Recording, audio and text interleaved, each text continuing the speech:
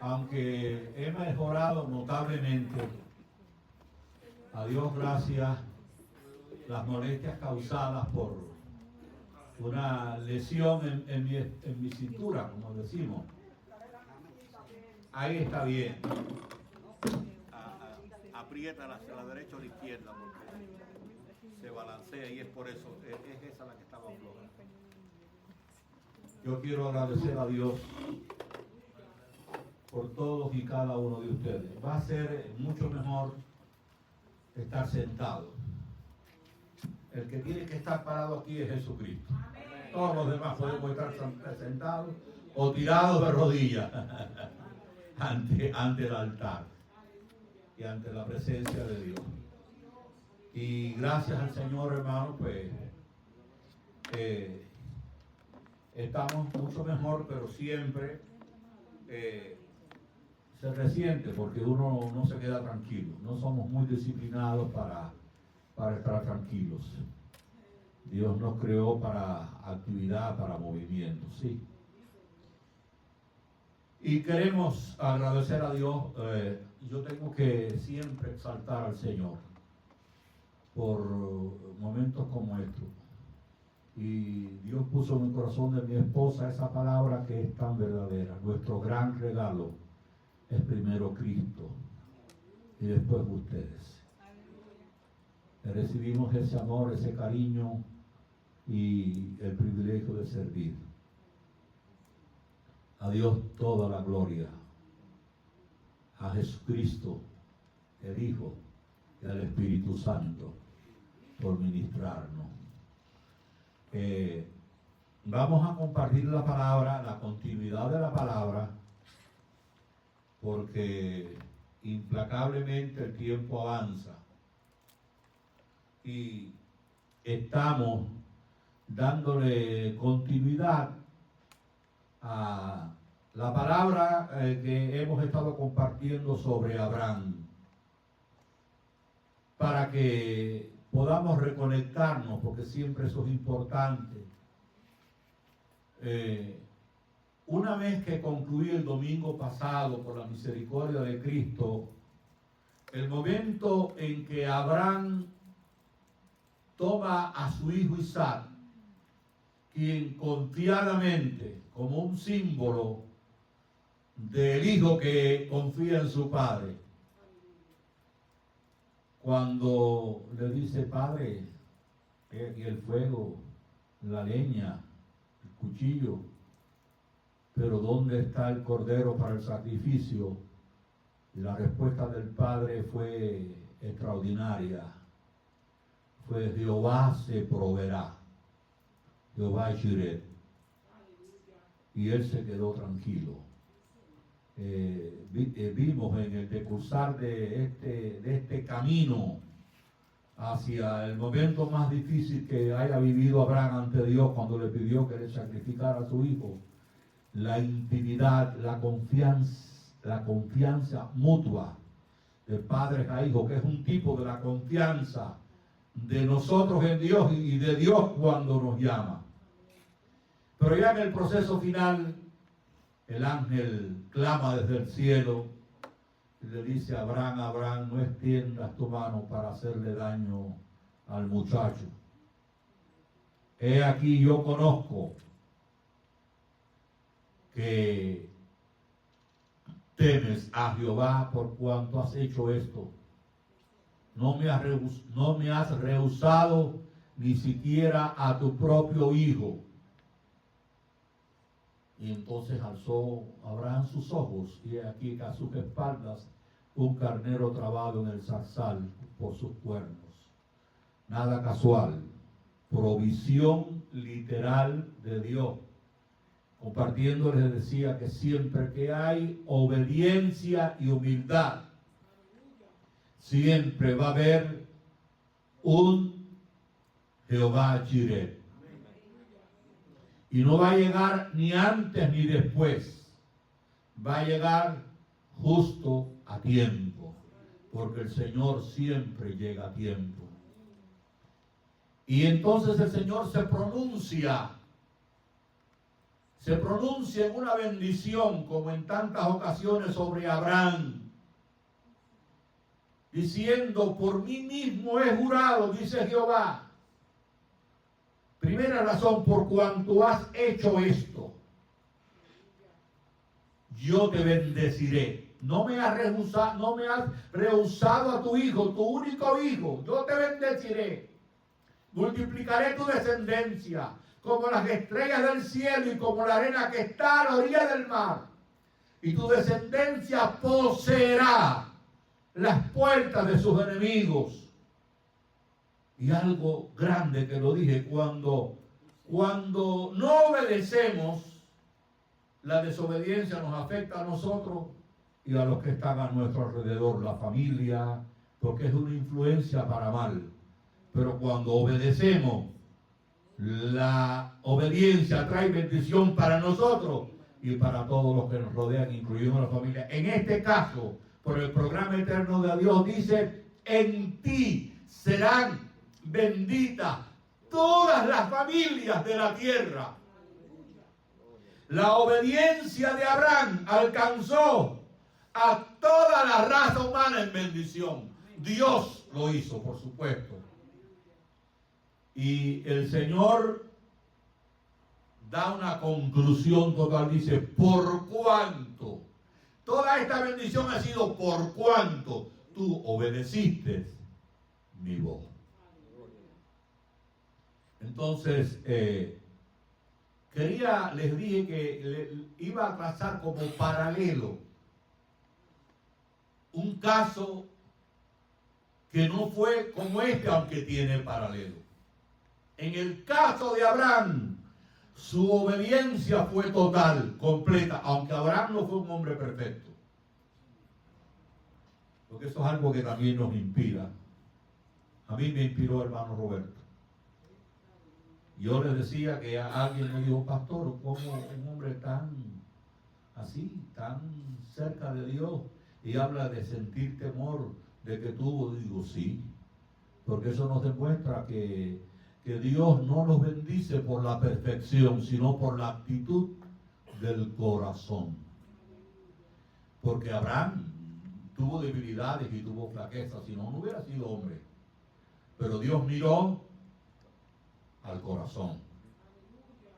No cabe duda que fue extraordinario. Yo no me siento que puedo tocar ni el polvo por donde él pasó. Por eso se le llamó el padre de la fe. Después vamos a tratar a Abraham, príncipe de Dios, y después Abraham, amigo de Dios, que son las otras dos esferas de la vida de Abraham. Pero en esta historia, primera y en todas, cuando Dios llamó, hubo una sola palabra: heme aquí. Ahora vamos a entrar a una historia de un hombre a quien Dios bendijo, de quien Dios tuvo misericordia, pero cuando Dios le abre la puerta, contrario a Abraham, en vez de obedecer, desobedece. Y en vez de humillarse, se enaltece. Sin embargo, al final, Dios tuvo misericordia. Y ahí nos vemos nosotros. Porque ay, ¿qué sería de mí y qué sería de ti si no fuera por esa misericordia? Naamán, el prestigioso, famoso general asirio, en aquel momento uno de los ejércitos más triunfantes y temidos, y el gran archienemigo, aparte de los filisteos, de Israel. Y así es que introduzco esto para que veamos que Dios no solamente bendijo a Abraham, sino que aún tuvo misericordia y bendijo a alguien que no tenía nada que ver con el pueblo de Dios. Ya les dije una pequeña introducción y avanzo en el tiempo. Pero la narración dice que él era general del ejército del rey de Asiria y que era varón grande delante de su señor, y su señor lo tenía en alta estima porque Jehová había dado grande salvación a Asiria a través de él. Sí, recuerden que Dios hace eso. Este hombre era, y se señala su cualidad principal, valeroso en extremo, pero leproso. Dios pone límites. Él lo hace. Muchas veces no vamos a entender los límites que Dios establece ni por qué. Pero cuando hay un límite, que no fue lo que lo estableció Dios, tenemos que callar y no cuestionar y humillarnos ante Dios. Exitoso, victorioso, no cabe duda que era un general capaz. Cuando comandaba los ejércitos del rey de Asiria, los conducía a victoria. Su rey lo estimaba como alguien especial, pero tenía algo sobre él que ningún ser humano quería tener, una enfermedad incurable que lo tenía que mantener aislado. Por el enorme periodo del contagio, por supuesto, conducía a la muerte. Entonces, lo que entramos a mirar ahora es cómo nada en el programa de Dios es casual. Todo tiene una causa. Porque dice la narración bíblica que habían unas bandas armadas, por la razón que estamos diciendo, porque Dios lo permitió que hicieron una escaramuza, porque no fue un ataque total hacia la tierra de Israel. Se sentían que tenían autoridad, que estaban en el dominio, lo cual Dios demostró al final que no era así. Y en una de esas entradas se llevan cautiva a una muchacha de la tierra de Israel. Y sale una israelita, nacida libre, bendecida por Dios, cautiva de los guerreros asirios, idólatras y abominables delante de Dios. Era no una casualidad, era un programa que Dios tenía. Por tanto, no nos precipitemos cuando suceden cosas que no comprendemos, que no entendemos. Entonces, ¿será otra casualidad, mi querido Marco? La llevan cautiva y la ponen de sirviente en la casa precisamente de este general. Llevada cautiva, dice el texto bíblico, de la tierra de Israel, la muchacha, la cual servía a la mujer de Naamán, el famoso general. Y se demuestra aquí en dos ocasiones cómo los que sirven son siempre instrumentos de parte de Dios. Y alguien dijo que según el concepto bíblico, los primeros y los más grandes son siempre los que sirven. No sé si usted puede decir amén.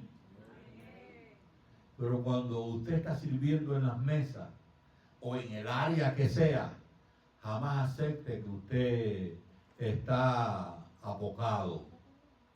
Puede ser que usted no esté en la plataforma parado, pero si usted está ahí moviendo una silla con espíritu de servicio, tu rol y el mérito ante Dios es el mismo que el que está ejerciendo una conferencia delante de todos. Porque los que sirven están en el espíritu de Cristo.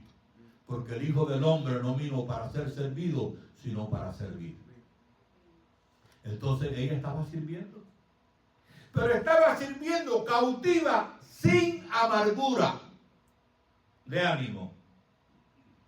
Porque cuando hay amargura de ánimo y hay cuestionamiento a Dios, porque Señor, si yo soy de la tierra de Israel, si yo pertenezco a la tierra que tú liberaste, ¿por qué ahora tú me has permitido que yo esté cautiva aquí? Ella no se ve que tenía amargura, ni tenía cuestionamiento, sino que al contrario, ella estaba alerta para ver de qué manera exaltaba al Dios de Israel.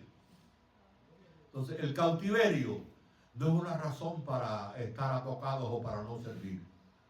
Te pueden poner cadenas, grilletes en los pies, meterte en la cárcel oscura, pero no van a impedir que el Espíritu de Dios te use. Porque estando en el cepo, encadenados allí, Silas y Pablo comenzaron a alabar al Señor. Y vino el Espíritu Santo y estremeció la cárcel y se abrieron las celdas. Amén. Entonces, ella estaba alerta. Ella había percibido. Y dice en uno de esos versículos que ahí se nombra, que ella le dice claramente a la esposa de Naamán el Sirio: señora mía, mi señora, si rogase mi señora al profeta que está en Samaria, dice, si rogase mi señora al profeta que está en Samaria, él lo sanaría de su lepra. Ella no dijo, quizás, hay que ver, tengo la impresión, yo he mirado y he visto, ha sucedido, vaya, él no es del pueblo de Dios, no. Ella da una información clara y precisa y confiada. Si él va y si él se presenta allí, dice, él va a ser sanado. Si él tiene que ir. Y tiene que ir allí y humillarse. Digo, si rogara mi señor al profeta, tiene que ir allí. Ustedes saben que para un general como este, rogar y pedir era una cosa que no estaba en el programa nunca. Porque sin obediencia y sin humillación no hay bendición. Entonces, la noticia al momento, porque ese hombre estaría Abrancito desesperado. Un hombre de ese prestigio, y no se le podía, casi nadie quería estar al lado de él. Vaya, los que estaban ahí guardaban distancia. Entonces, él entró donde el rey y le relató la noticia. Dice, una muchacha de la tierra de Israel, esto y esto y esto y esto y esto. Entonces el rey, con esa arrogancia de un rey no cristiano, dice, anda, ve, y yo enviaré cartas al rey de Israel. Ya aquí él estaba cambiando el mensaje original. La muchacha había dicho, tienes que ir y rogarle al profeta, no al rey. Porque en la Biblia se respetan los ministerios. Una cosa es lo que hace el rey y otra cosa es lo que hace el profeta bajo la unción del Espíritu Santo. Eso no se interfería ni se sustituía uno con el otro. ¿Cuánto tenemos que aprender en la iglesia, verdad? Que Dios ha establecido en cada uno renglones y ministerios de servicio, no para competir ni para sustituirnos, sino para compensar su propósito y cumplir su programa. Entonces, él dice, no, ve directo al rey. Esta es cuestión de yo como rey dándole una orden. Porque ellos se sentían en ese momento que tenían la supremacía militar. Y manda cartas al rey y le manda también, lleva con él un séquito de vestidos costosos que eran muy caros. Allí también iban un presente que era como una dádiva que incluía esto. 10 talentos de plata y nada más y nada menos que 6,000 piezas de oro. Como recompensa, claro, si se sana. Pero eso iba ahí. Lo que Dios hace, no lo hace por quienes somos, ni por las cartas que nos representen, ni por las recomendaciones de fulano o de mengano, ni mucho menos por el dinero que se ponga. Lo que Dios hace, lo hace por amor, por soberanía, por misericordia y porque Él es Dios. Y Dios responde, pero sobre todas las cosas, al que se humilla delante de Él. Entonces fue directo al rey. Directo al rey. Mantente atento. Cuando lleguen a ti estas cartas, sabes por ellas que yo estoy enviando a mi siervo Naamán para que lo sane de su lepra.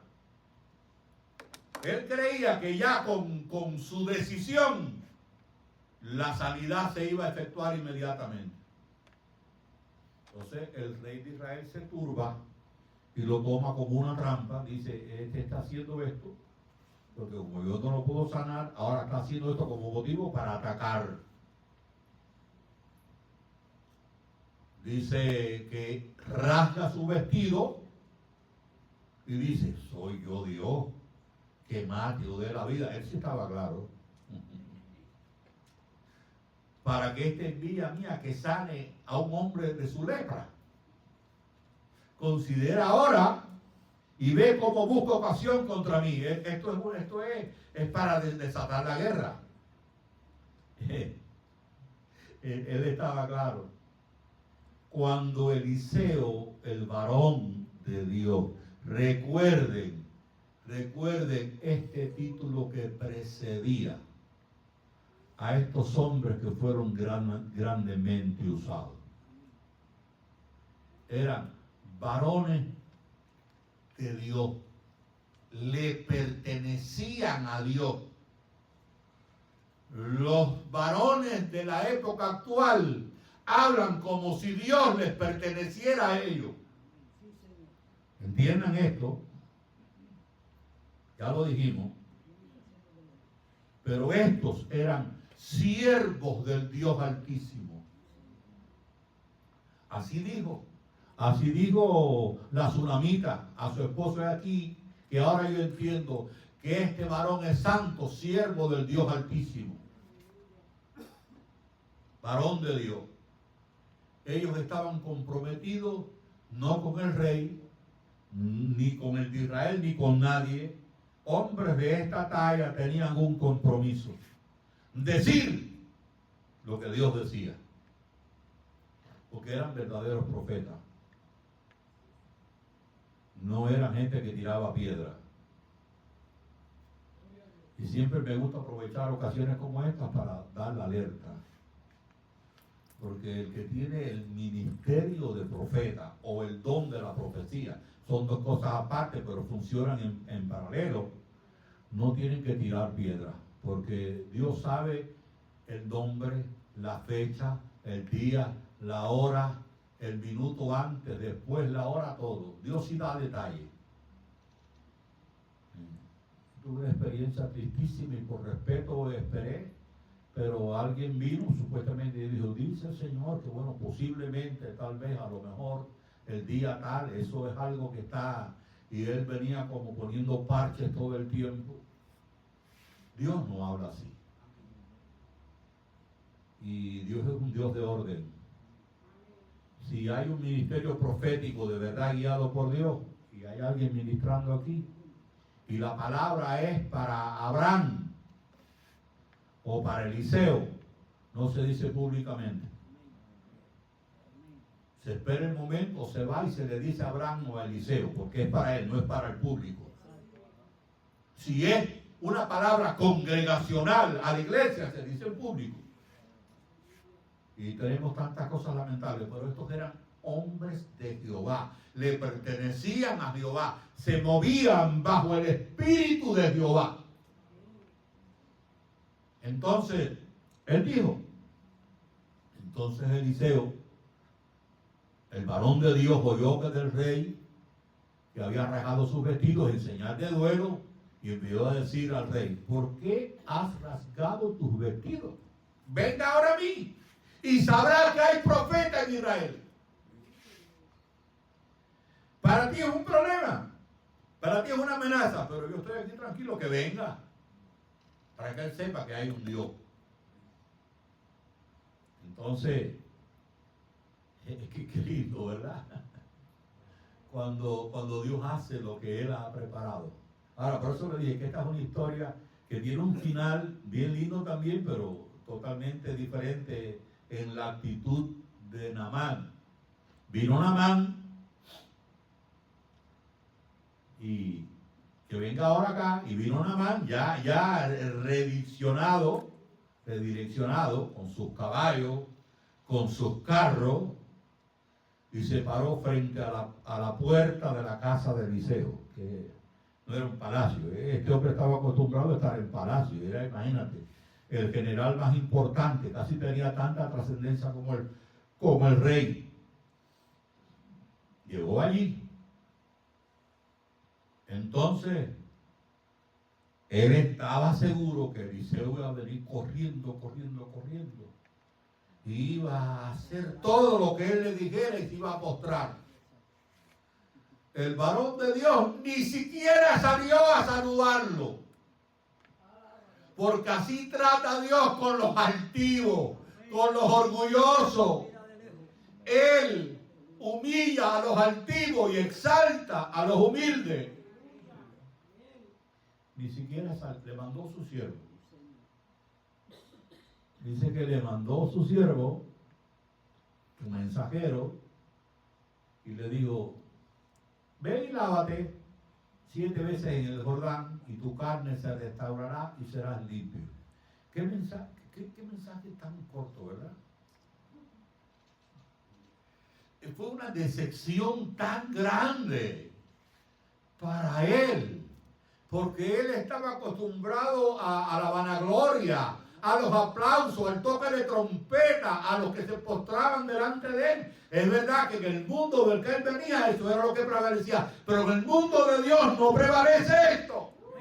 Ahora, lo triste es, y yo lo digo con temor delante de Dios, porque quién soy yo para no estar libre de esto, que Dios me libre. Pero estamos introduciendo las costumbres del protocolo del mundo, orgullo. Esto, he escuchado las lecturas porque aquí he estado presente y empezamos a dar un historial de alguien que es una cosa como con alfombras y flores y todo, que literalmente ha pasado aquí en Miami. Está entrando el gran hombre de Dios y se van en una alfombra y van tirando flores delante de él. Literalmente, no es algo que es inventado, es así. Entonces, el mensaje era escueto, preciso, y traía lo necesario. Este es el mensaje. Dice: ve y lávate 7 veces en el Jordán y tu carne se restaurará y serás limpio. Y estalló la ira y el enojo en el general. Y se fue enojado. Ahí estalló el orgullo. He aquí, yo decía para mí: saldrá él luego en cuanto sepa que soy yo. Y estando en pie invocará el nombre de Jehová su Dios y alzará su mano y tocará el lugar y sanará la lepra. Es decir, ya él había programado cómo el siervo de Dios tenía que sanarlo a él. Semejante orgullo, ¿verdad, hermano? Como dije, como en una pequeña introducción, oramos a veces ya diciéndole a Dios cómo Él tiene que cobrar. Tú vas a venir por aquí, Señor, y vas a hacer esto y vas a hacer lo otro, porque hace falta que primero sea esto, Señor, y recuérdate, Señor, esto y aquello lo otro. Qué lindo es decir la oración extraordinaria de Jesús: hágase tu voluntad, porque tu voluntad es perfecta y tú sabes siempre lo que es bueno. Estaba enojado y hace comparaciones. Dice allá, los ríos de nosotros que tenemos allá son mucho mejores que esto. Habana y Farfán, ríos de Damasco, no son mejores que todas las aguas que hay en Israel. Es menoscabo, menosprecio. Entonces se fue enojado totalmente y vuelve de nuevo a entrar al programa que parecía que no, los siervos. Porque Dios tiene su voz preferencial a través de los que sirven, de los humildes. Y aquí fue clave. Esto se hizo posible porque hubo siervos. Primero la criada, que era una mujer de Dios, y ahora los siervos del propio Naamán hablan. Dice aquí la palabra, aleluya, dice, mas sus criados se le acercaron diciendo, Padre mío, con respeto, con sabiduría. Al hombre había que tratarlo con pinza. Padre mío, Padre mío. Le están hablando con un cuidado extraordinario. Si el profeta te mandara alguna gran cosa, ¿no lo haría? Es decir, porque para él aquello que el profeta había mandado era una cosa demasiado sencilla y humilde para él, un hombre tan grande. Ya él había dicho como él quería que se produjera todo un show, ¿no? ¿No lo harías? ¿Cuánto más si te está diciendo, lávate y serás limpio? Los criados habían creído el mensaje por la humildad, cuando el necesitado y el enfermo por el orgullo no lo había recibido. Pedrito, qué importante es la humildad. El orgullo nos separa de la fe y de la obediencia. Pero los criados ya habían creído, ellos estaban seguros que se iba a producir el milagro. ¿Cuánto más diciéndote, lávate y serás sano? Y la palabra que dijeron tenía tanta sabiduría y era de Dios, de tal manera que el hombre descendió. No argumentó más. Dice que descendió. Porque el hombre estaba arriba, no quería descender. Pero sí, yo voy diciendo estas cosas, hermanos, porque están en el contexto, no por gusto. Estamos esperando grandes cosas de Dios. Hay que descender. Tenemos que humillarnos. Todo. ¿Quién soy yo para no postrarme y humillarme? ¿Quiénes somos? Débiles, llenos de flaquezas, no lo merecemos. Desciende y se zambulló 7 veces en el Jordán conforme a la palabra del varón de Dios. Eso en la medida que él se zambulló y salió, y no sé si miraría, pero eso no está narrado, pero aquí hay un solo asunto. Cuando salió la 7ª vez después que se zambulló, hubo un milagro. Dice, conforme a la palabra del varón de Dios, y su carne se volvió como la carne de un niño y quedó limpio. Por una sola razón, humillación y obediencia. Entonces, al final, por la misma razón que Abraham, pero sin la misma actitud, al final tuvo que asumir la humildad y la obediencia. Dios lo visita. Entonces, dice que ahora arrepentido y humilde, el que se había ido, vuelve. Hay que volver, Armando, hay que volver a decirle, mi viejita, perdóname. No, estoy hablando algo, no que, las esposas, mi amado, hay que volver atrás a la palabra que dijimos que no fue de Dios, al esposo, a la esposa, a los hijos, a los padres, a la suegra, al suegro, al yerno y a la nuera. Hay que volver por el camino con actitud de arrepentimiento y de restauración y de humildad. Y volvió, porque ya estaba limpio, pero el hombre volvió. Algo pasó, porque la limpieza más grande y el cambio más grande no fue en la carne física de este hombre, sino que mientras él obedecía, Dios le cambió el corazón.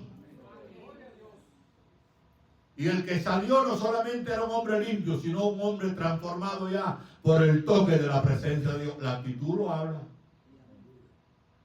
Fíjense que vuelve, dice, y volvió al varón de Dios. Él y toda su compañía, y se puso delante de él y le dijo: he aquí, ahora conozco que no hay Dios en toda la tierra, sino en Israel. Donde único hay Dios es aquí. Está diciendo, en mi tierra no hay Dios. Amén. Él es el único Dios. Lo está diciendo un general asirio altivo y sometido a la idolatría. No lo hay. Pero no solamente dijo eso. Ahora, humilde, te ruego que recibas. Pero él está rogando. Y ahora, para él se da cuenta que Dios lo ha sanado no por los 10,000 talentos de oro y los 10 de plata y todo, no, y las cartas, que Dios lo ha sanado por misericordia, a lo que él obedece y se humilla. Yo te ruego que aceptes un presente de parte del varón de Dios. Yo te ruego que reciba. Mas él dijo, importante esto, estoy hablando de Eliseo.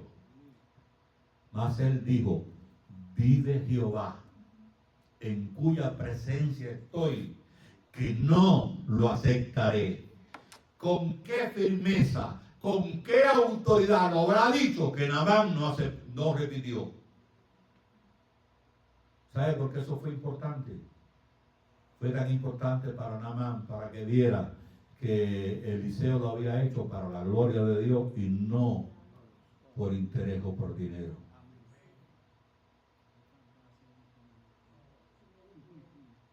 Qué triste, ¿verdad? Que Dios tenga misericordia. Hay algunos lugares y algunos ministerios que cuando son invitados, primero dicen: ¿cuánto es la ofrenda que voy a recibir? ¿Y cuáles son las condiciones que yo voy a tener para ir allí?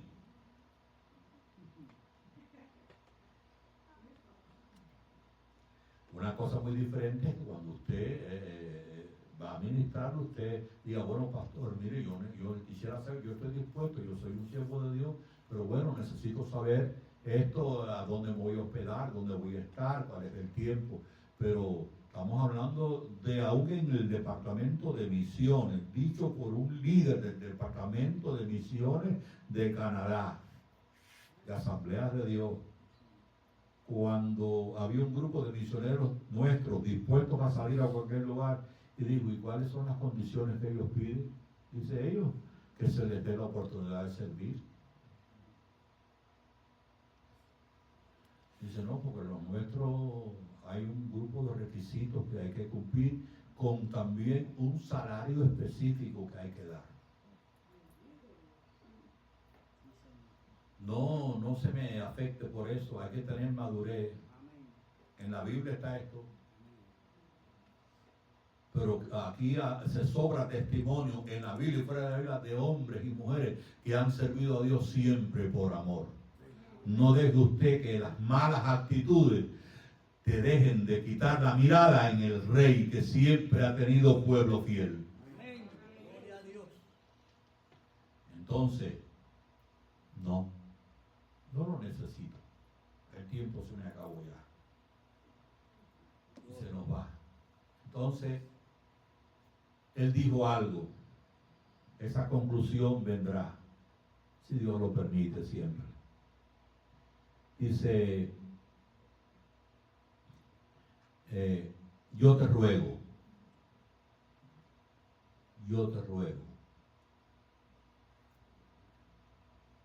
que me des de esta tierra, se dé a tu siervo la carga de un par de mulas.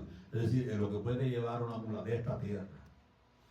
Se quedó tan enamorado, tan captivado de Israel, que se quería llevar un pedazo de Israel para su tierra. Qué lindo, ¿verdad, Abraham? Que cuando vengan a estar con nosotros, queden los que reciban, queden tan motivados que se quieran llevar con ellos la tierra de Dios. ¿Verdad? Y qué triste que algunos me digan, aquí no vengo más. Pero qué bueno que digan, no, yo vengo y me quiero llevar para tener conmigo siempre esta condición. Yo me quiero llevar un pedazo de esta tierra. Y fíjese si había sido transformado y cambiado. Dice, se humilla, dice, porque de aquí en adelante tu siervo no sacrificará holocausto ni ofrenda de sacrificio a otros dioses, sino solo a Jehová. ¡Aleluya! Convertido. Solo a Jehová. Y en esto, y ya aparece la palabra perdón. En esto perdone Jehová tu siervo, que cuando mi señor el rey entrare al templo de Rimón de sus dioses para adorar en él y se apoyara sobre mi brazo, yo también esté allí y me tenga que hacerlo. Porque yo estoy en obediencia a él y se apoyara sobre mi brazo. Cuando haga tal, Jehová perdone en esto a su siervo. Y miren la anchura de la comprensión del siervo de Dios. Le digo, ve en paz. Jehová lo va a entender. Porque tampoco el legalismo bendice. Dios te sanó. A partir de ahora en adelante tienes que estar aquí todos los días a las 7 de la mañana. A las 4 de la madrugada. Porque Dios te sanó. Dios no obliga. Dios no coacciona. Dios seduce con amor, en el mejor sentido de la palabra. Como dijo, me seduciste, oh Jehová, y fui seducido. Amarte, a servirte. Sí, vete en paz, que el Señor lo va a comprender. Porque Eliseo sabía, por ese don de discernimiento, que ese hombre, su corazón, ya era de Dios. Después vamos a concluir como, aunque la lepra de Naamán había sido quitada, estaba dando vueltas para pegársele a otro. Alerta.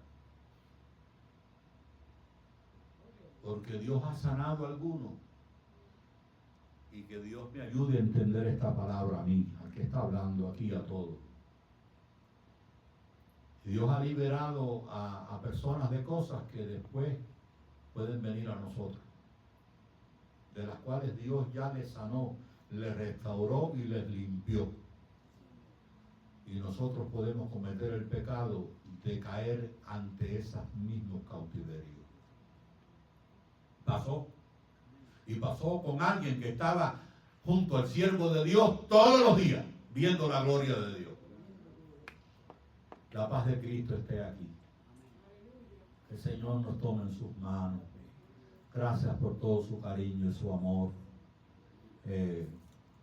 Tenemos que concluir ya en 20 minutos. Hay que ser muy breve. Ven aquí, mi querido varón. Vamos a orar por los diezmos y las ofrendas, como siempre digo, totalmente voluntario, para que colaboremos con la obra de Dios sin presión.